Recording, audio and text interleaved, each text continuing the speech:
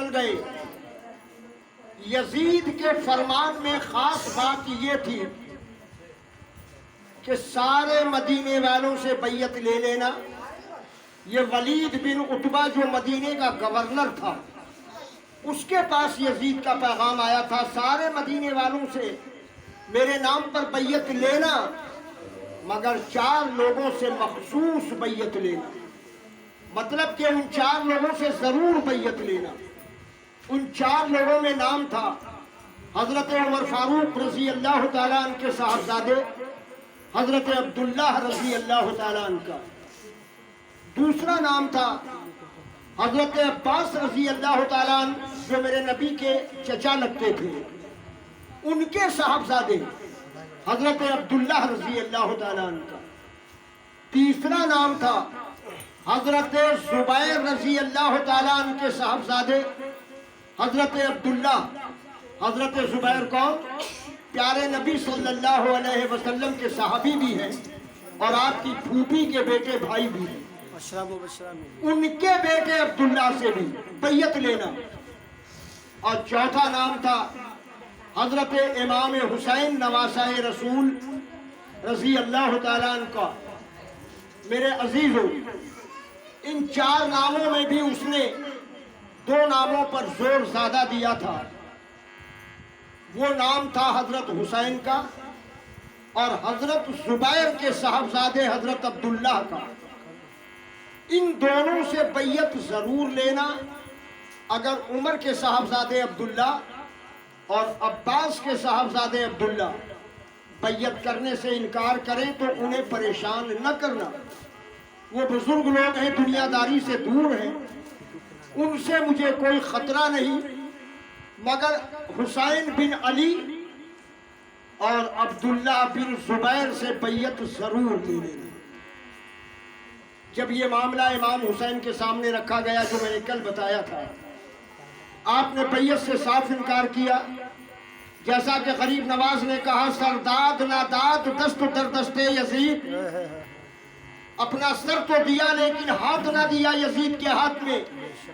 یہ ذکر میں کل کر کے بتا چکا ہوں کہ حسین کا خیال یہ تھا کہ میں یہ ہاتھ یزید کے ہاتھ میں کیسے دے دوں۔ یہ وہ ہاتھ ہیں جن ہاتھوں میں اسلام کی ذمہ داری ہے۔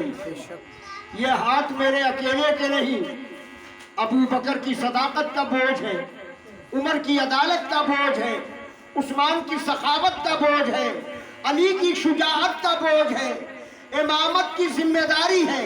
یہ ہاتھ تنہا حسین کے ہاتھ نہیں، اور اتنی ذمہ داریوں والا ہاتھ میں یزید کے ہاتھ میں نہیں دے سکتا، جس کے جواب میں میرے خواجہ نے خلاصہ کر دیا، سرداد ناداد دست در دست یزید، اپنا سر تو دیا لیکن ہاتھ نہیں دیا یزید کو۔ میرے عزیزان محترم، آپ وہاں سے رخصت ہو گئے، ارادہ یہی بنا کہ اب نکل جانا ہی بہتر ہے، ورنہ مدینے کی گلیاں نانا کا شہر خون خرابے سے خراب ہوگا۔ آپ نکل گئے کیونکہ مدینہ بڑا حرمت والا شہر ہے، مدینے کی فضیلتوں کا الگ ایک ذکر ہے، تو آپ اس لحاظ سے مدینے سے باہر چلے گئے اور ارادہ یہ کیا کہ میں مکہ معظمہ جاؤں گا۔ اب آپ کو یہ بھی بتا دوں، جبکہ سب کو معلوم ہے کہ امام حسین آبائی وطن ان کا مکہ معظمہ ہی ہے، وہ مکہ کے رہنے والے ہی۔ ان کے بابا جان علی اور علی کے بابا جان ابو طالب، ابو طالب کے بابا جان حضرت ابو مطلب، ابو مطلب کے بابا جان ہاشم، جن سے یہ خاندان ہاشمی کہلاتا ہے، یہ سب کے سب مکہ کے لوگ تھے۔ تو آج یہ مکہ حسین کا اپنا آبائی وطن ہے۔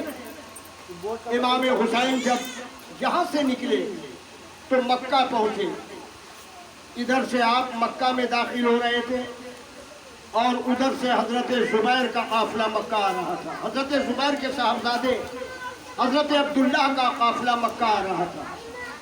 یہ دونوں لوگ اکٹھے ہو کر مکہ میں پہنچ گئے۔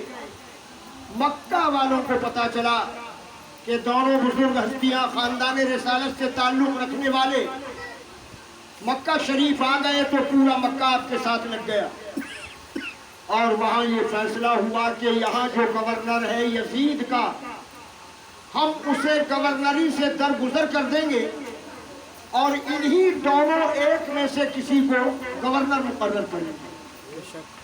ذرا غور کیجئے گا، بات بڑی باریک ہے، سمجھنے میں ٹائم لگتا ہے، لیکن بات ہے صحیح اور بالکل حقیقت آپ کے سامنے پیش کر رہا ہوں۔ حضرت امام حسین رضی اللہ تعالیٰ عنہ ایک الگ مزاج کے انسان تھے، اور اس وقت سن 7 ہجری میں خدا کی قسم روح زمین کے تختے پر حسین سے افضل کوئی بندہ اور حسین سے افضل نبی کا نواسا، حسین سے افضل نبی کا امتی کوئی روح زمین پر تھا ہی نہیں۔ جس زمانے میں حسین رضی اللہ تعالیٰ عنہ دنیا میں تھے، یہ ایسا دور تھا کہ حسین سے بہتر انسان دنیا میں کوئی نہ تھا۔ لوگوں نے حضرت زبیر کے سامنے پیشکش رکھی کہ حضرت ہم چاہتے ہیں کہ آپ مکہ کی گورنری سنبھال لیں، ہم یزید کے گورنر کو درکنار کر دیں گے۔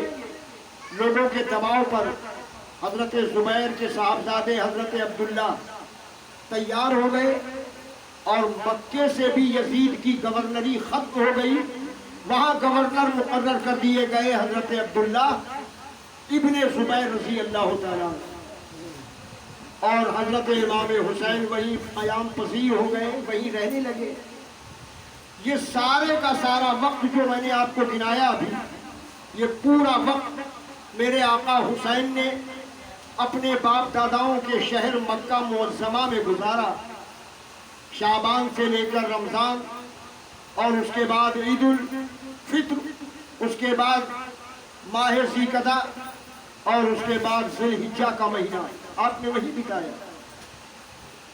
لیکن ذی الحجہ کی حج سے پہلے امام حسین وہاں سے کوفہ کے لیے روانہ ہوئے، جو اب وقت کی کمی ہونے کی وجہ سے کل بتاؤں گا کہ کوفہ آپ وہاں سے کیوں گئے، وجہ کیا تھی کوفہ جانے کی، اور کوفہ جانے میں حکمت کیا تھی، یہ سارے معاملات کل بتاؤں گا۔